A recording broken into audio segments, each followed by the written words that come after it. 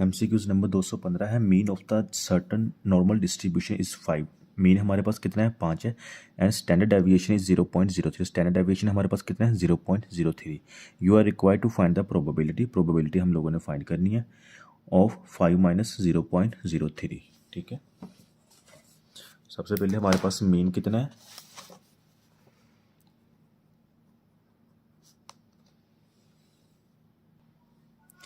Mean हमारे पास 5 है, standard deviation हमारे पास कितना है 0.03। ठीक है,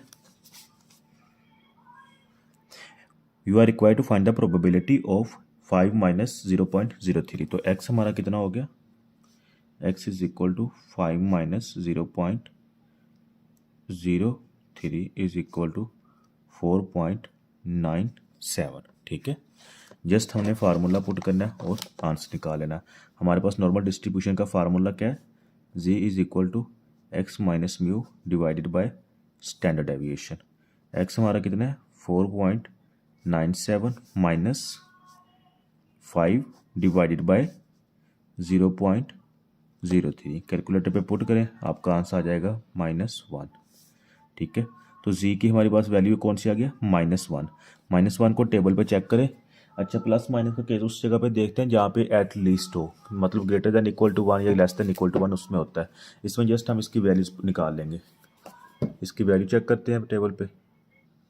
अच्छा, तो इसमें देखिए ये हमारे पास 1.0 है। ठीक है, जस्ट 1 की वैल्यू फाइंड करनी है तो 1 को आगे 0 में फाइंड करें, तो हमारे पास 1 0.3413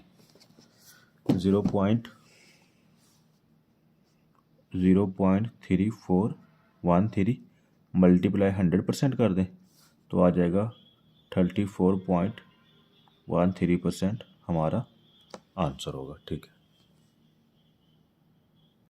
MCQ number 216, mister Ali has borrowed the x amount वो बारो कर रहा है, कितनी कर रहा है ये हम लोगों ने मतलब कि फाइंड करनी है।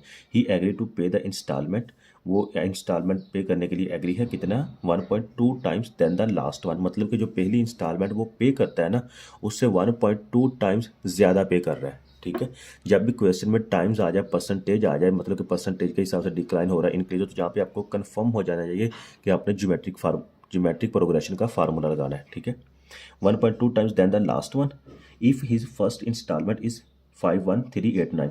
अगर उसकी पहली इंस्टॉलमेंट 51389 है, what was his first installment, तो उसकी फर्स्ट इंस्टॉलमेंट कितनी। तो देखें थोड़ा सा ना क्वेश्चन में मिस्टेक है, क्योंकि यहाँ पे वो फर्स्ट इंस्टॉलमेंट बता भी रहा है और आगे फर्स्ट इंस्टॉलमेंट पूछ भी रहा है। तो यहाँ पे या तो ये फर्स्ट नहीं है या तो ये फर्स्ट नहीं है। तो अगर मैं आपको करेक्ट क्वेश्चन के इसी असाइनमेंट के लिहाज से बताऊँ ना, तो आपकी ये जो 51389 है ना, ये आपकी फिफ्थ इंस्टॉलमेंट होगी। यहाँ पे फर्स्ट की जगह आप लोगों ने ना 5 कर लेना है। ठीक है, and what was his first installment, तो फर्स्ट इंस्टॉलमेंट हम लोगों ने फाइंड करनी है। तो फिर सबसे पहले हमें इसके ज्योमेट्रिक प्रोग्रेशन में हमारे पास इसका nth रूट का फार्मूला आना चाहिए। इसका फार्मूला हमारे पास है an is equal to ARN -1। तो यहाँ पे an हमारे पास nth रूट का मतलब कि fifth value, six value, seventh value. ठीक है, तो यहाँ पे हमें फिफ्थ वैल्यू हमारी दी हुई है। फिफ्थ वैल्यू हमारे पास कितनी है 51389। ए कितना है, ए होती है हमारी फर्स्ट वैल्यू, मतलब कि first instalment.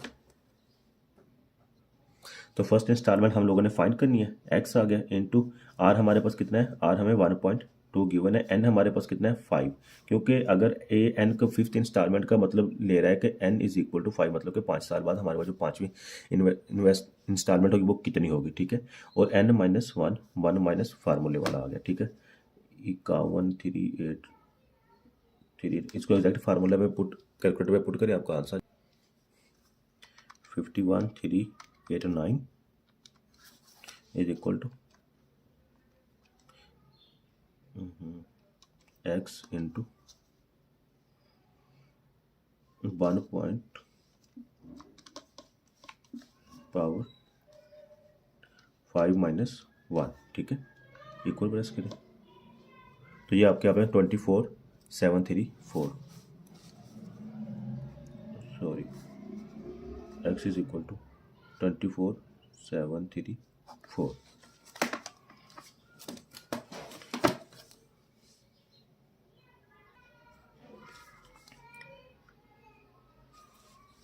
216 mister Ali has borrowed X amount वो बारो कर रहा है X amount of the money he agree to pay the installment 1.2 times than the last one. मतलब कि जो पहली इंस्टॉलमेंट वो पे कर रहा है ना उससे 1.2 टाइम्स ज़्यादा इंस्टॉलमेंट पे करता है अगली जो दूसरी इंस्टॉलमेंट उसकी होती है, ठीक है। If his first installment is 51389, जहाँ पे ना आपने एरर है आपने ठीक कर लेना, ये फर्स्ट नहीं है बल्कि इसकी ना फिफ्थ इंस्टॉलमेंट है, ठीक है। फिफ्थ इंस्टॉलमेंट अगर यहाँ पे आता है ना फिर आपका आंसर ठीक आएगा। If his fifth installment is 51389 what was his first installment, तो हम लोगों ने उसकी फर्स्ट इंस्टॉलमेंट फाइंड करनी है, मतलब कि वो पहली कितनी इंस्टॉलमेंट करेगा। तो हमारे पास ये फार्मूला है ज्योमेट्रिक प्रोग्रेशन का। ज्योमेट्रिक प्रोग्रेशन में हमारे पास A N is equal to ARN-1 होता है। यहाँ पे जो AN है ये हमारा nth रूट है, मतलब कि फिफ्थ फोर्थ सिक्स की जो भी है, ठीक है। तो हम लोगों ने हमारे पास फिफ्थ इंस्टॉलमेंट कितनी है, AN हमारे पास कितना है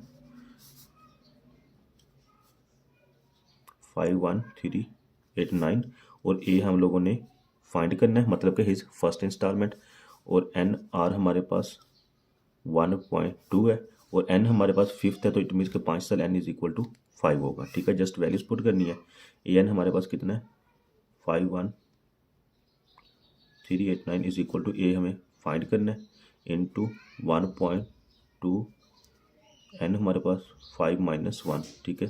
कैलकुलेटर पे वैल्यूज पुट करते हैं। X इज इक्वल टू, ये कैलकुलेटर पे वैल्यूज पुट किए, हमारे पास आंसर है 24782 24782 हमारे पास आंसर। अगर नेक्स्ट MCQs देखते हैं, MCQs नंबर हमारे पास 217 है। विच of the following is correct? The grouped frequency of a discrete data does not contain the gaps between the classes and discrete data has the gaps between them. सबसे पहले discrete data क्या होता है? discrete data होता है कोई भी point, किसी भी any point taken on a line, ठीक है। discrete data,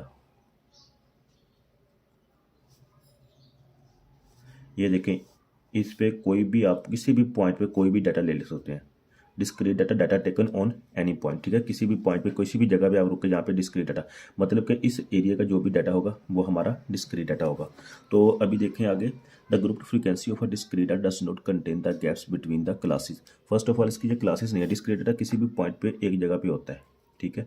मिसाल के तौर पर ये देखें 1 2 3 4 5, तो इट मीन्स कि एट द पॉइंट ऑफ 2 पे आप जो भी डाटा लेते हैं वो डिस्क्रीट डाटा होगा। तो क्लासेस का तो इधर जिक्र ही नहीं है। तो अगर तो कहते हैं ना discrete data, sorry, group frequency of continuous data does not contain the gaps, फिर हम इसको थोड़ा सा समझ लेते हैं।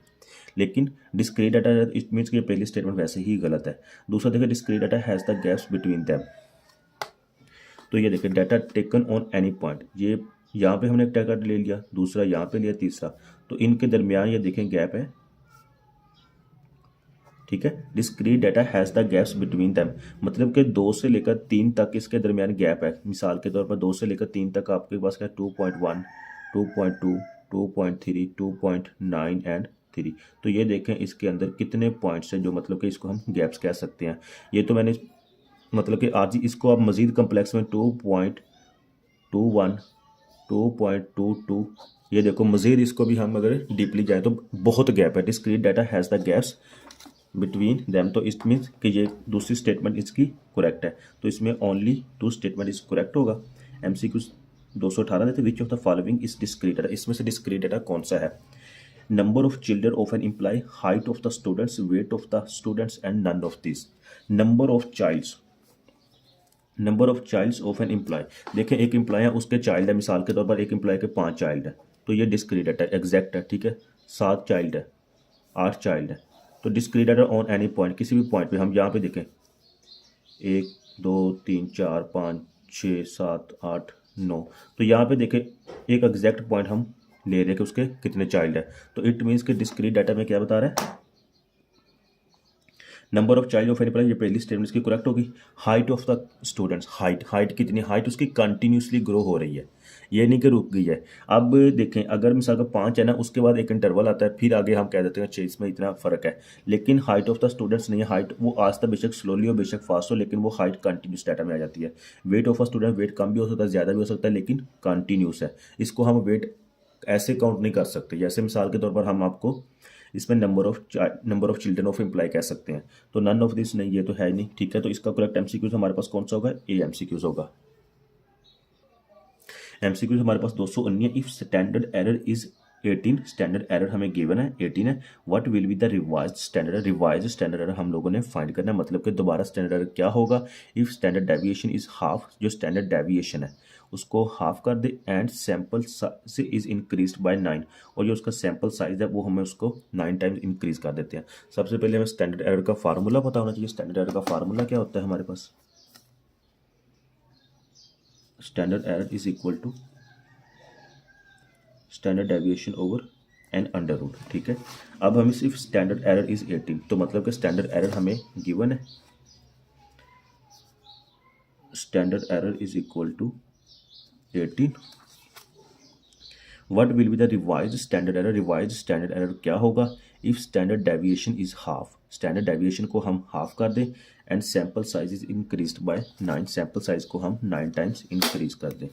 तो इसमें देखें स्टैंडर्ड एरर का हमारे पास फार्मूला होता है summation over N under root. वो क्या कर रहा है, स्टैंडर्ड डेविएशन को हम हाफ कर दें 1/2 मतलब कि 0.5 एंड सैम्पल साइज जो हमारे पास क्या है, सैम्पल साइज को इंक्रीज बाय 9 टाइम्स, तो एन हमारा कितना आएगा 9 आ जाएगा डिवाइडेड बाय 3 आ जाएगा। ठीक है, अच्छा सबसे पहले हमने स्टैंडर्ड एरर, अब रिवाइज्ड स्टैंडर्ड एरर फाइंड करने के लिए हमारे पास ओल्ड स्टैंडर्ड एरर क्या होगा। ठीक है, और उसमें ये चेंज कितना आया, स्टैंडर्ड एरर में जो स्टैंडर्ड डेविएशन है हमारा वो हाफ हो गया। ठीक है, और जो हमारा सैंपल साइज है वो इंक्रीज्ड बाय 9। तो जस्ट हम लोगों ने वैल्यूज पुट कर देनी है। तो रिवाइज्ड स्टैंडर्ड एरर हमारा कितना होगा, अच्छा यहाँ पे हमारे पास ओल्ड स्टैंडर्ड एरर कितना था 18 था, multiply 0.5 divided by 3 n under root. तो यहाँ पे देखें standard error is equal to 18 multiply by 0.5 divided by n का अंडर रूट ले तो हमारे पास 3 आ जाएगा, 3 6 6 6 35 3.0।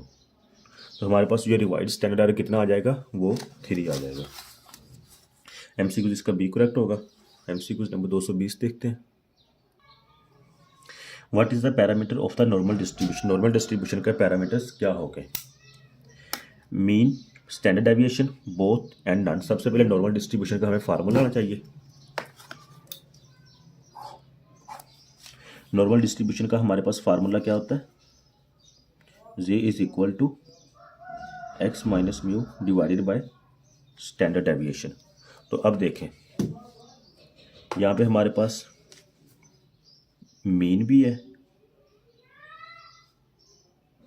और स्टैंडर्ड डेविएशन भी है। ठीक है, तो इसमें देखें मीन एंड स्टैंडर्ड डेविएशन मतलब कि नॉर्मल डिस्ट्रीब्यूशन में हमारे पास ये दोनों आ जाते हैं। तो इसका करेक्ट आंसर क्या होगा, बोथ, सी होगा। नेक्स्ट एमसीक्यू इंशाल्लाह नेक्स्ट वीडियो में देखते हैं। अल्लाह हाफिज़।